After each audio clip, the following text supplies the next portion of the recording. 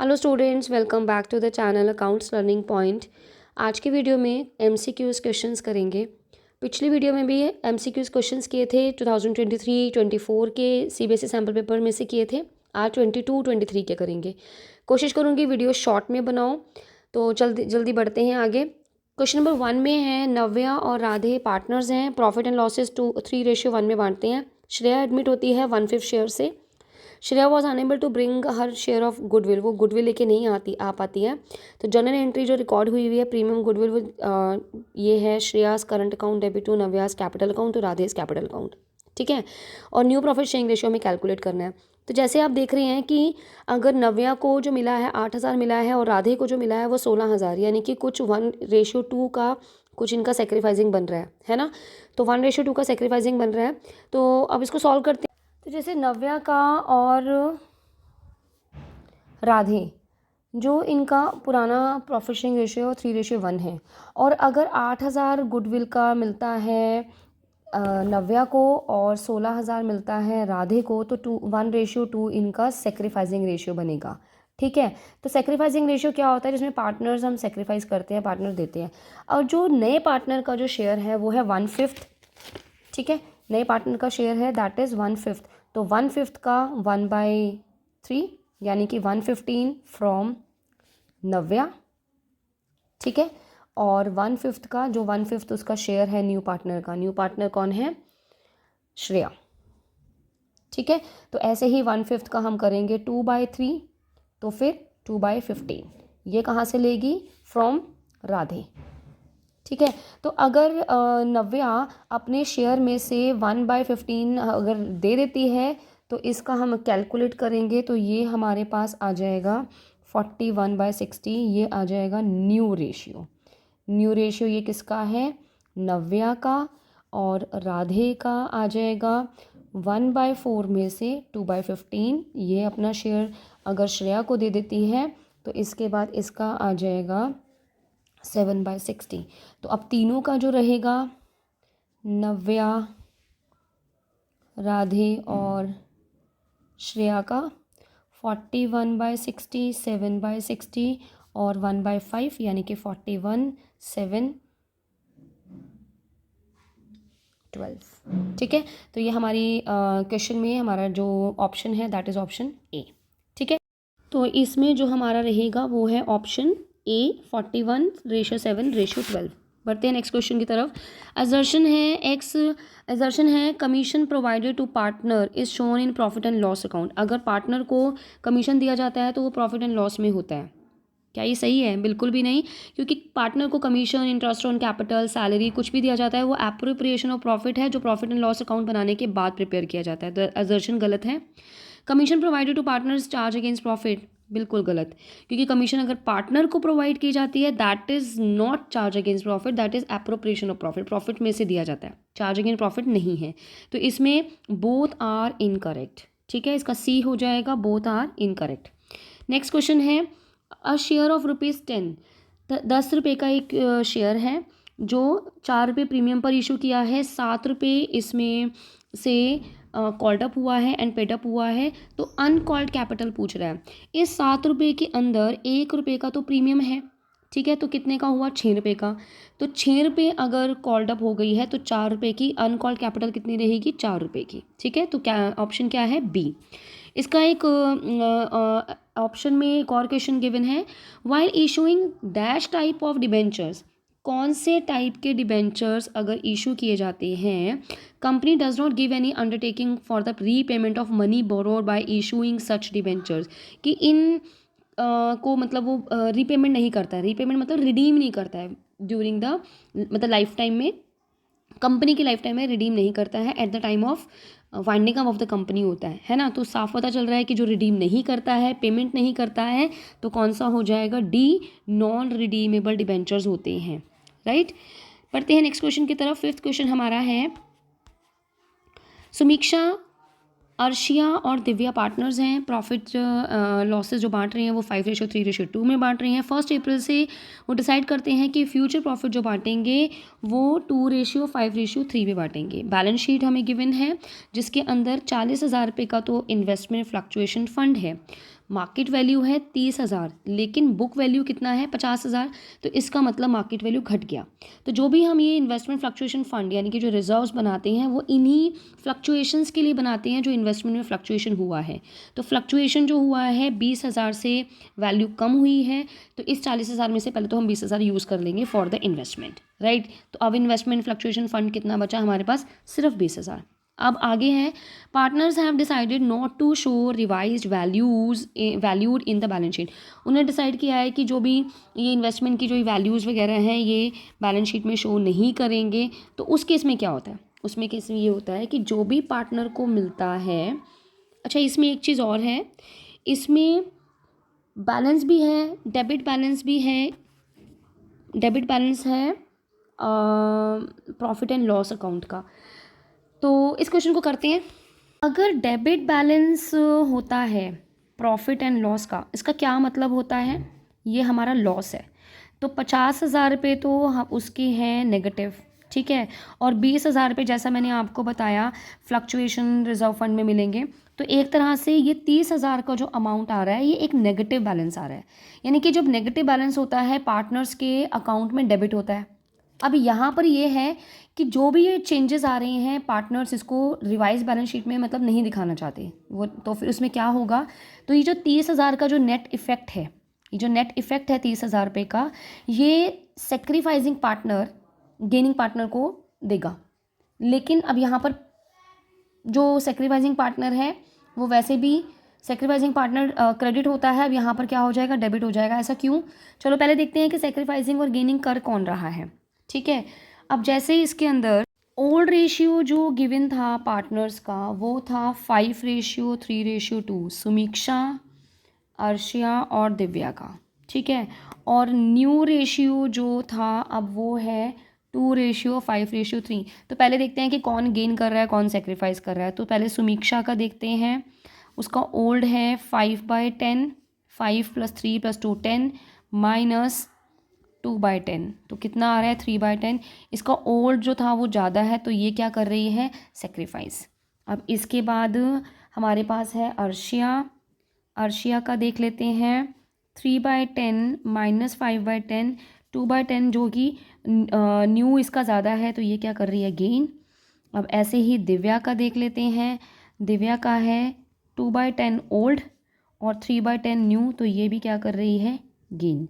तो यानी कि अब वैसे तो सेक्रीफाइसिंग पार्टनर को जब कभी भी जैसे नेट इफेक्ट में उसको मिलता है, ठीक है, गेनिंग पार्टनर डेबिट होते हैं और सेक्रीफाइसिंग पार्टनर क्रेडिट होते हैं। बट इस केस में एंट्री उल्टा मतलब रिवर्स होने वाली है क्योंकि जो नेट इफेक्ट है वो नेगेटिव है, ठीक है।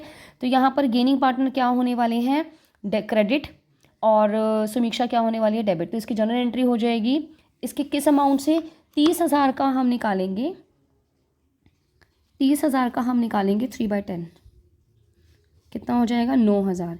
तो ये 9,000 में 2:1, तो यानी कि 6,000 चला जाएगा आर्शिया में और 3,000 चला जाएगा दिव्या में। तो इसकी जनरल एंट्री क्या होगी, Samiksha's capital account debit 9,000 to Arshia's capital account to Divya's capital account 3,000, 6,000, 6,000 मतलब अर्शिया में और 3,000 दिव्या में, जो हमारा ऑप्शन है ए।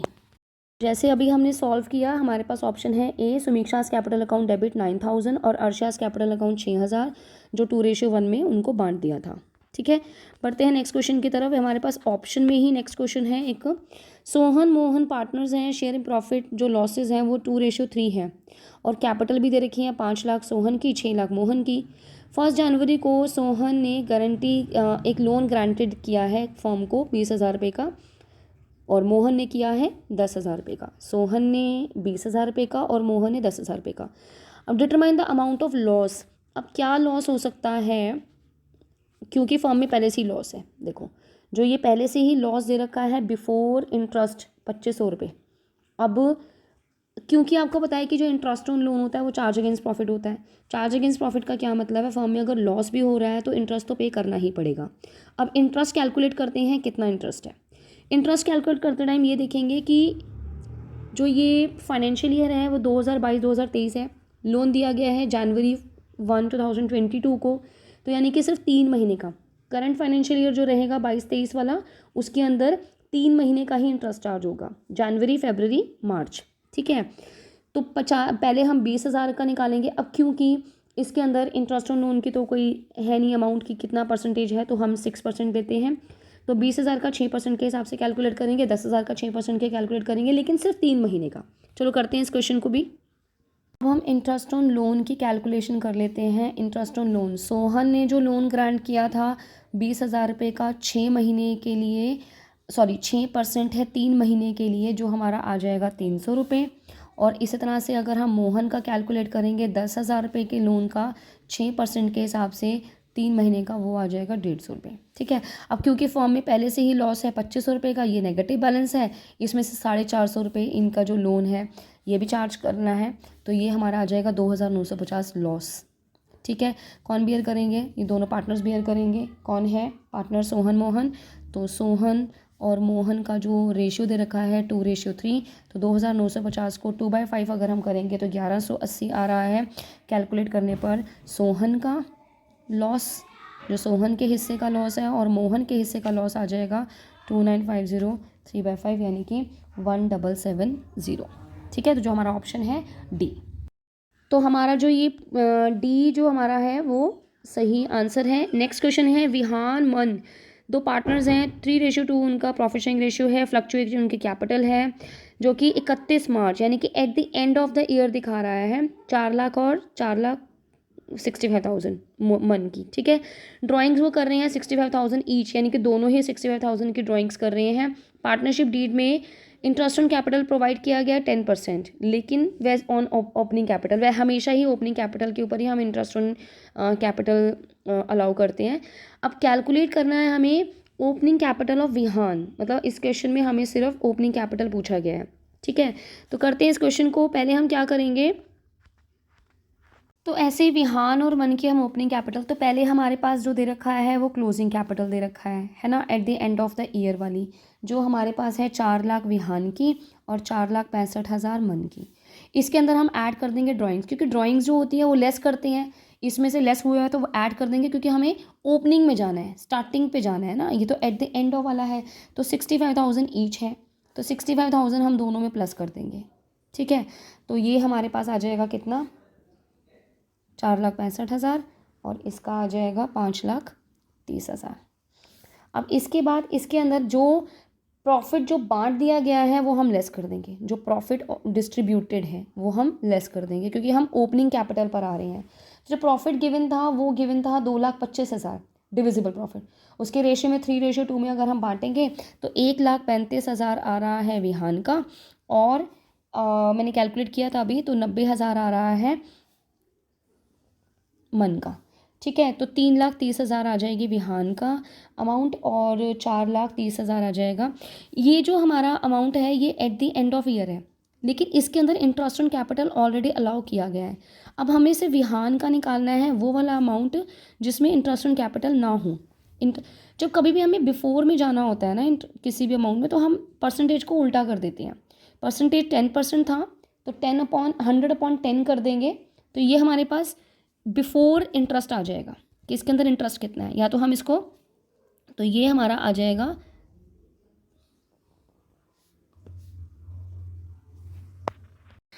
110 लिखेंगे, क्योंकि जब इंक्लूडेड अमाउंट होता है तब हम उल्टा करते हैं, तो ये हमारा आ जाएगा 30,000 रुपये। तो अब इसके अंदर 3,30,000 के अंदर 30,000 जो है वो क्या इंटरेस्ट इंक्लूडेड है, तो 3 लाख रुपये आ जाएगा ओपनिंग कैपिटल। ठीक है, तो 3 लाख क्या आ जाएगा ओपनिंग कैपिटल माइनस करने के बाद, तो इसका हमारा ऑप्शन है डी। तो डी हमारा करेक्ट आंसर है, विहान की opening capital 3 lakh. Next question है हमारे पास, Savitri limited issued 50,000 debentures, 8% debentures issue करती है 100 रुपये का, at a certain rate of premium, एक सर्टेन रेट ऑफ प्रीमियम पर इशू करती है, और रिडीम जो होंगे वो 10% प्रीमियम पर ही होंगे। Eight the time of writing of loss on issue of debentures, statement of profit and loss was debited with ₹2 lakh. जैसे कि आपको पता है कि जब हम डिबेंचर्स डिस्काउंट पर इशू करें या हम उसको प्रीमियम पर रिडीम करें। प्रीमियम पर रिडीम करने का मतलब होता है कि आप फेस वैल्यू से ज़्यादा अमाउंट देकर रिडीम कर रहे हो। रिडीम करना मतलब पेमेंट कर रहे हो, तो ये हमारा लॉस है। फेस वैल्यू से कम पे इशू करते हैं, वो भी लॉस है। तो इसी तरह का कोई भी लॉस होता है वो security premium reserve, security premium में से हम राइट ऑफ करते हैं और उसके बाद statement of profit and loss account से राइट ऑफ करते हैं, राइट। तो जैसे कि ये जो डिबेंचर्स हैं वो प्रीमियम पर इशू हुए हैं, लेकिन प्रीमियम का अमाउंट क्या है वो नहीं पता, वही हमसे पूछ रहा है। तो जो ये प्रीमियम पर हमने इशू किया और उसी प्रीमियम को हमने यूज़ किया फॉर राइटिंग ऑफ जो लॉस है eight the time of redemption, यानी कि प्रीमियम पर जो हम उसको रिडीम करते हैं तो लॉस को हम यूज़ कर रहे हैं। तो वो यही पूछ रहा है कि किस परसेंटेज पे हमने प्रीमियम पर इसको इशू किया था। तो पहले हम देखेंगे कि कितना अमाउंट हमने प्रीमियम पर रिडीम करने के लिए चाहिए।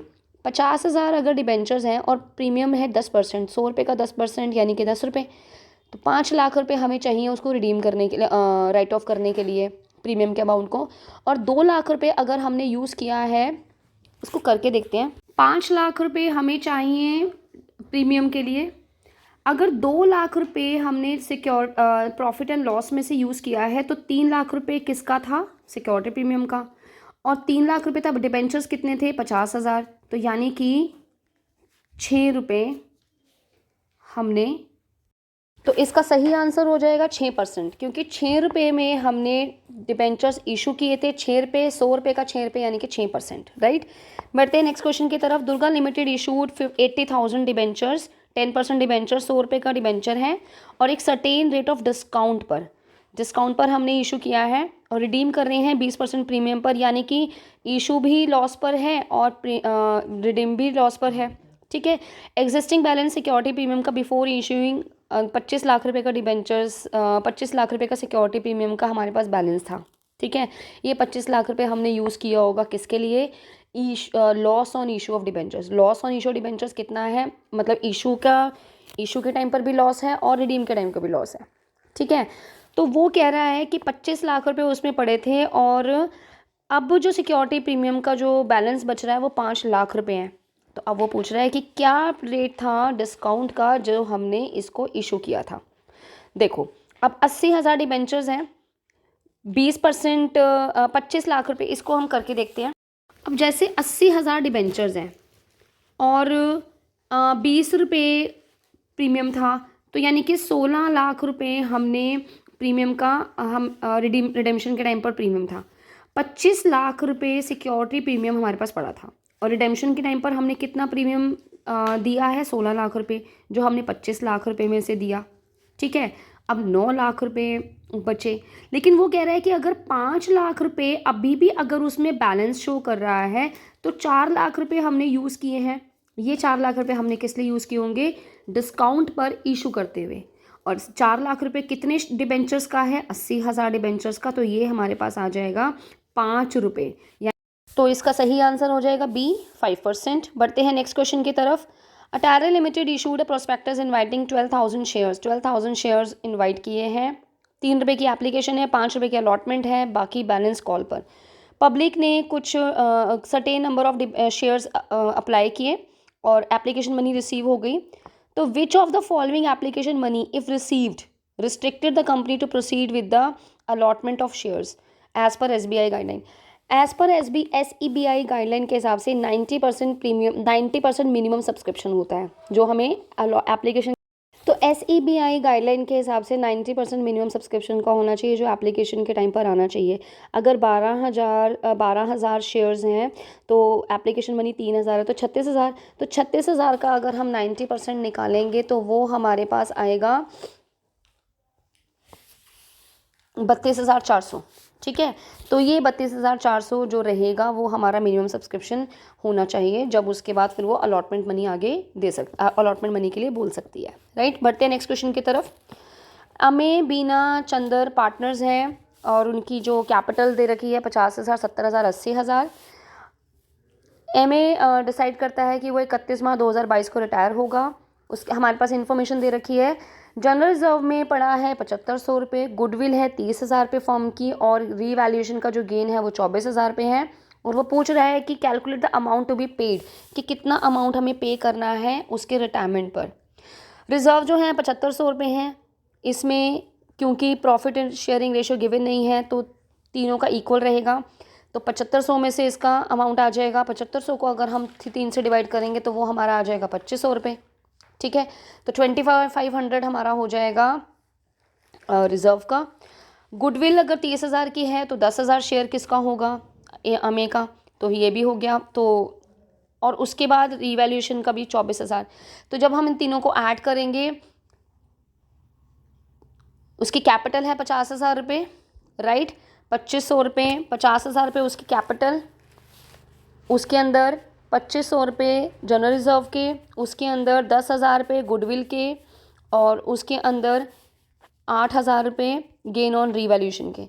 तो ये सारा मिला के हमारे पास आ जाएगा 70,500। तो इसका सही आंसर क्या रहेगा, 70,500 डी, राइट। ऑप्शन में नेक्स्ट क्वेश्चन भी है, ABC पार्टनर्स हैं, ए कैपिटल है 3 लाख, बी कैपिटल है 1 लाख, सी ने कोई अमाउंट कैपिटल का इन्वेस्ट नहीं किया, सारा बिजनेस को अकेला ही देख रहा है, सी 30,000 की सैलरी चाहता है, और पार्टनरशिप डीड साइलेंट है। पार्टनरशिप डीड साइलेंट है, फर्म को 1.5 लाख रुपए प्रॉफिट हो रहा है। तो कैसा, जब पार्टनरशिप डीड साइलेंट होती है तो उस टाइम पर प्रॉफिट शेयरिंग रेशियो इक्वल होता है। तो हमारा डी आंसर आ जाएगा 50,000, क्योंकि 1,50,000 को हम इक्वली बांट देंगे, as she is also a partner, right. बढ़ते हैं नेक्स्ट क्वेश्चन की तरफ। ये हमारा एक हाइपोथेटिकल सिचुएशन है जिसमें क्वेश्चन नंबर 9 और 10 करना है। इस हाइपोथेटिकल सिचुएशन के अकॉर्डिंग पुनीत राजू पार्टनर्स हैं, उनकी कैपिटल दे रखी है 5 लाख और 10 लाख। ठीक है, पुनीत को 10% कमीशन मिलता है बिफोर चार्जिंग एनी कमीशन, और राजू को कमीशन मिलता है 10% का after charging all commission. All commission यानी कि दोनों पार्टनर्स का कमीशन चार्ज करने के बाद, उसका अपना कमीशन भी और पुनीत का कमीशन भी। अब आगे बोल रहा है कि profit and loss appropriation account ये हमें गिवन है, इसमें जो ये चीज़ें मिसिंग हैं वो हमें कैलकुलेट करनी है। अब पुनीत का जो पुनीत का जो कमीशन दे रखा है वो 44,000 है। ठीक है, पुनीत का जो कमीशन है वो आफ्टर चार्जिंग है, यानी कि प्रॉफिट का 10%, प्रॉफिट का 10%। इसको क्वेश्चन को करते हैं। तो अगर प्रॉफिट, मान लो प्रॉफिट एक्स है, ठीक है, उसका 10%, तो इस तरह से आपको पता है कि हम रेसिप्रोकल करके इसका हम होल अमाउंट निकाल लेंगे 100/10, तो ये 4,40,000 आ जाएगा, यानी कि ये प्रॉफिट था। इस प्रॉफिट का 10% था 44,000 जो पुनीत का कमीशन था। अब हमें निकालना है राजू का कमीशन। राजू का कमीशन जो बोला गया है, उन्होंने कहा है आफ्टर चार्जिंग ऑल कमीशन, यानी कि ये 44,000 में भी माइनस कर देंगे पहले, और इसके बाद ये हमारा अमाउंट आ जाएगा 3,96,000। इस 3,96,000 का हम निकालेंगे बिफोर में क्या करते हैं 10/110, जो हमारा आ जाएगा 36,000।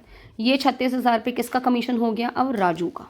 ठीक है, तो अब 4,40,000 जो हमारे सही प्रॉफिट थे, इसमें से 36,000 पे कमीशन दे देंगे हम राजू को, और 44,000 पे हम कमीशन दे देंगे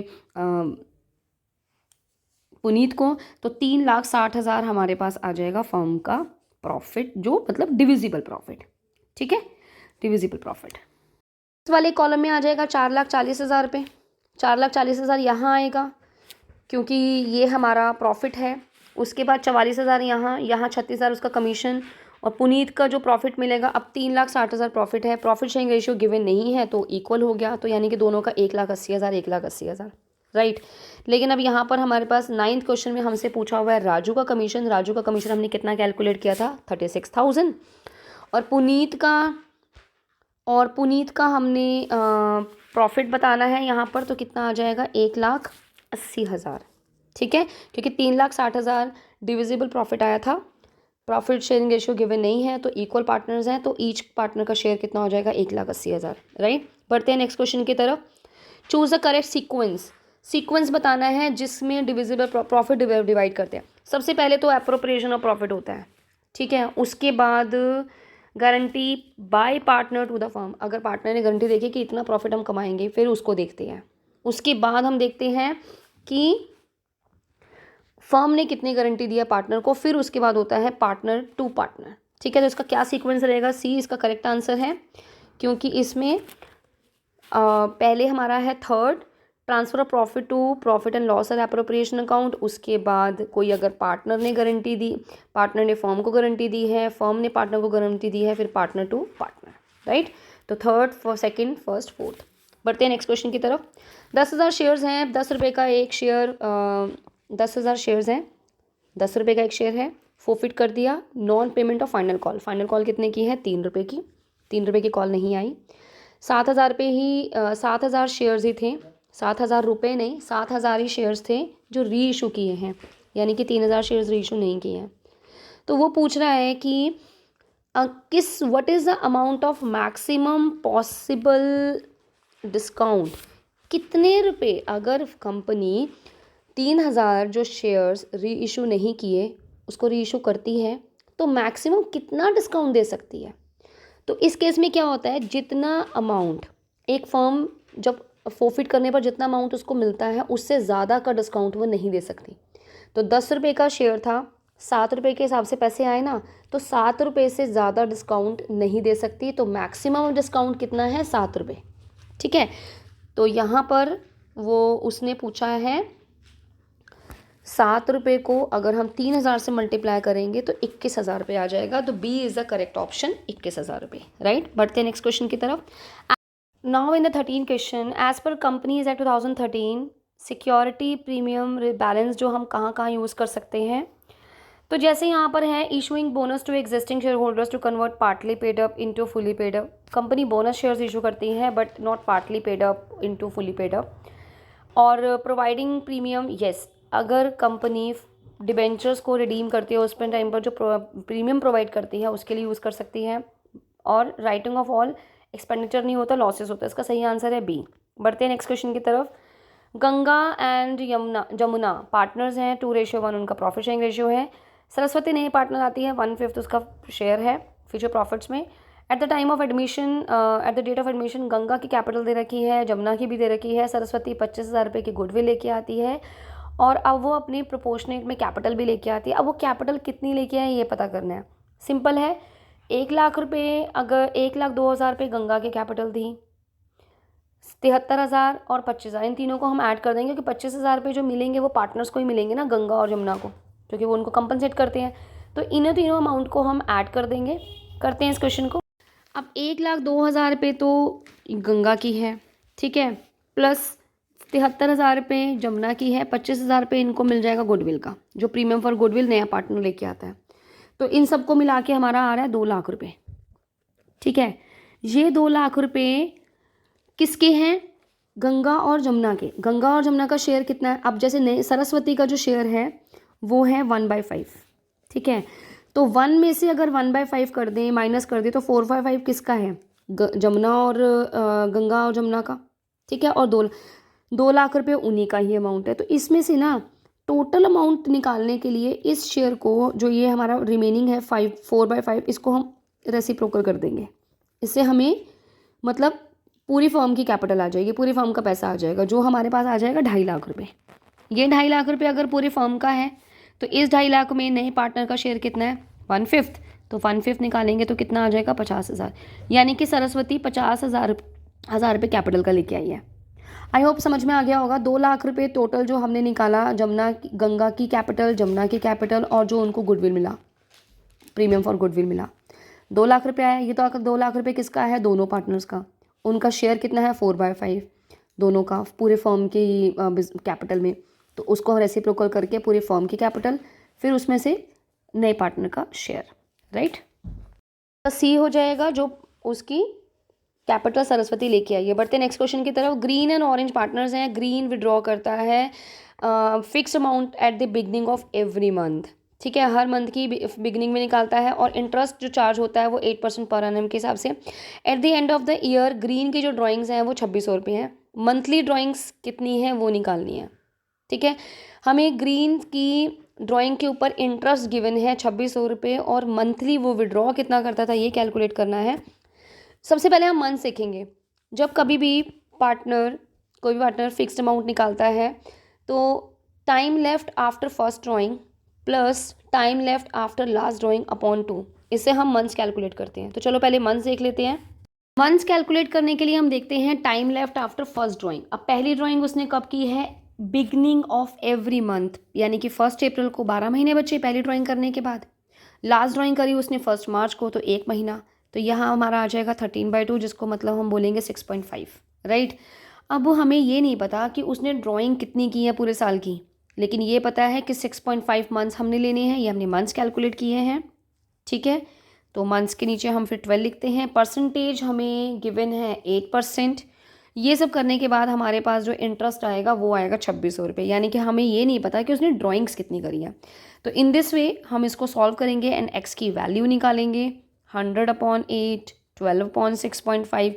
तो ये सब कुछ कैलकुलेट करने के बाद मेरे पास आ रहा है 60,000 रुपये, लेकिन ये 60,000 रुपये पर एनम है। मंथली निकालने के लिए हम क्या करेंगे, 12 से डिवाइड, क्योंकि एवरी मंथ है, तो वो हमारा आ जाएगा 5,000 रुपये पर मंथ, राइट। तो हमारा सही आंसर है 5,000, डी ऑप्शन। बढ़ते हैं नेक्स्ट क्वेश्चन की तरफ। गिरधर, ये ऑप्शन में ही है, गिरधर ने 5,000 रुपये बिगनिंग ऑफ ईच क्वार्टर निकालता है, विड्रॉ करता है। इंटरेस्ट ऑन ड्राइंग दे रखा है 1500 रुपये और अकाउंटिंग ईयर का, और उसके बाद हमें बता रखा है कि रेट ऑफ इंटरेस्ट क्या है, ठीक है। यानी कि वो ड्राइंग कितनी कर रहा है ये भी गिवन है, इंटरेस्ट ऑन ड्राइंग कितना है ये भी गिवन है, बट ड्राइंग किस रेट से इंटरेस्ट चार्ज हुआ है ये नहीं हमें पता, ठीक है। तो सेम वे में करेंगे जैसे अभी हमने किया, हम उसको एक्स कैल मान लेंगे। 5,000 रुपये वो क्वार्टरली करता है, तो 4 से मल्टीप्लाई करेंगे क्योंकि 4 क्वार्टर होते हैं, तो 20,000 रुपये वो पूरे साल की करता है ड्राइंग्स, ठीक है। तो 20,000 रुपये पूरे साल की ड्राइंग करता है। मंथ्स हमारे आ जाएंगे 7.5, क्योंकि वो बिगनिंग ऑफ ईच क्वार्टर करता है, यानी कि अप्रैल मई जून, पहले 1 अप्रैल को की और लास्ट ड्राइंग कब की, 1 जनवरी को। 1 अप्रैल को करने के बाद 12 महीने प्लस 1 अप्रैल को करने के बाद 12 महीने और 1 जनवरी को करने के बाद 3 महीने, तो 15/2 यानी कि 7.5, इसलिए मैंने 7.5 मंथ्स लिए हैं, ठीक है। और हमें यहाँ पर ना परसेंटेज नहीं पता, मैं एक्स ले रही हूँ या आर भी ले सकते हैं हम। और अब हमें ब्याज पता है 1,500 रुपये, तो इसी तरह से हम इसको सॉल्व करके एक्स की वैल्यू निकाल लेंगे, ठीक है। 1,500, 100 और मल्टीप्लाई 12/7.5 मल्टीप्लाई 1/20,000, ये सारा कुछ करके हमारा आ जाएगा 12%, ठीक है। टी जो है वो 12% है, ठीक है। बढ़ते हैं नेक्स्ट क्वेश्चन की तरफ। लास्ट क्वेश्चन है एमसीक्यूज का। Eight the time of the dissolution of the firm, creditors given है 70,000 रुपये, फर्म की कैपिटल गिवन है 1,20,000, कैश बैलेंस है 10,000 और असेट्स जो हैं वो 1.5 लाख में रिलीज़ हुई हैं। हमें ये नहीं पता कि रियलाइजेशन का लॉस या गेन क्या है, ठीक है। क्या है, लॉस हुआ है या गेन हुआ है और है कितना। तो पहले हम क्या करते हैं, एक मेमोरेंडम बैलेंस शीट बना लेंगे। 70,000 रुपये हम लिखेंगे, बैलेंस करते हैं क्वेश्चन को। एक मेमोरेंडम ऑफ बैलेंस शीट बना लेते हैं, ठीक है, फटाफट से रफली। 70,000 रुपये तो हमारे पास हैं क्रेडिटर्स, जो कहाँ आएगा, लायबिलिटी साइड। 1,20,000 रुपये है कैपिटल, ठीक है। ये तो हो गए क्रेडिटर्स, ये हो गई कैपिटल, ठीक है, 1,20,000। कैश का बैलेंस हमें पता है कितना, 10,000 रुपये, ठीक है। अब पहले देखेंगे कि एसेट्स थी कितनी। एसेट्स जो हमारी थी वो 1,80,000 रुपये की थी, सन्ड्री एसेट्स, ये आ जाएगी बैलेंसिंग फिगर।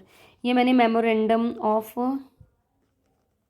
बैलेंस शीट बनाया है, ठीक है। अब हम बनाएंगे रियलाइजेशन अकाउंट, लॉस या प्रॉफिट जानने के लिए। पहले आपको पता है कि जैसे हम एसेट्स हैं और ट्रांसफ़र करते हैं उनके बैलेंसेस को क्लोज ऑफ करने के लिए, तो यहाँ पर आ जाएगी 2 सन्ड्री एसेट्स 1,80,000 जो अभी हमने कैलकुलेट किया, ठीक है। और यहाँ आ जाएंगे बाय क्रेडिटर्स 70,000, ठीक है। बाय कैश अकाउंट की एसेट्स रिलीज़ करने पर अमाउंट कितना आया है, 1,50,000 जो हमें ऑलरेडी क्वेश्चन में गिवन है, ठीक है। और यहाँ पर अगर हमने इसकी पेमेंट की है क्रेडिटर्स की तो 70,000 यहाँ आ जाएगा। तो किधर का अमाउंट ज़्यादा आ रहा है, 2.5 लाख इधर का ज़्यादा आ रहा है, और इधर अगर ये वाली साइड ज़्यादा होती है क्योंकि ये पेमेंट करने की होती है, और ये 2,20,000 है, तो 30,000 रुपये क्या आ जाएगा, लॉस बाय लॉस ऑन, ये हमने क्या बनाया, रियलाइजेशन अकाउंट, ठीक है। तो इसका ऑप्शन है हमारे पास डी, 30,000 रुपये लॉस का, राइट। आई होप समझ में आया होगा। पहले हमने एक मेमोरेंडम और बैलेंस शीट बना लिया क्योंकि हमें ये नहीं पता कि एसेट्स थी कितने की, फिर रिलीज़ कितने की हुई, ये हमें गिवन था, ठीक है। तो इसके बाद हमने फिर रियलाइजेशन अकाउंट बना के लॉस या प्रॉफिट निकाल दिया। तो आई होप आपको समझ में आया होगा। मिलते हैं नेक्स्ट वीडियो में अगले सैम्पल पेपर के क्वेश्चंस